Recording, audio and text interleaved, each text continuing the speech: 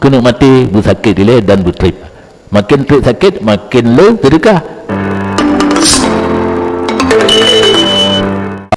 Dan nalah Hatim Asam apabila melihat ia akan orang kikir yang bersedekah ia dalam sakit matinya, berkata ianya Hatim. Hatimnya ulama, Hatim Asam. Gejak kunjung urang sakit kriit. Urang kriit sakit pun sakit kriit sakit. Urang kriit yang sakit. Urang kriit tapi sakit.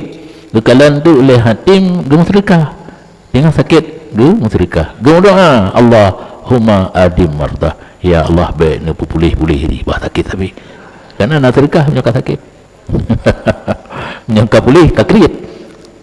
Karena sedekah itu, karena sakit itu menembuskan bagi kesalahan.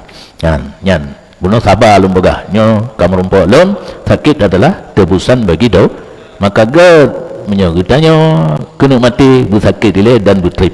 Karena sakit tebusan bagi dosa. Kadang letak dosa lah masa udip lah masa sehat, dengan sakit jadi tebusan, mati selamat daripada dosa.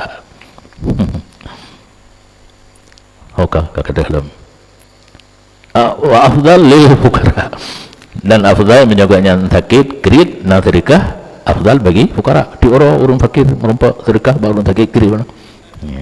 Dua apa ya? Dua kelebihan.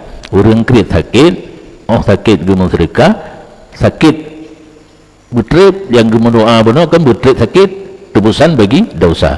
Makin trip sakit makin le sedekah afdal bagi fuqara. Dua keuntungan, kegedera kafarat dosa, ke fakir merompak sedekah.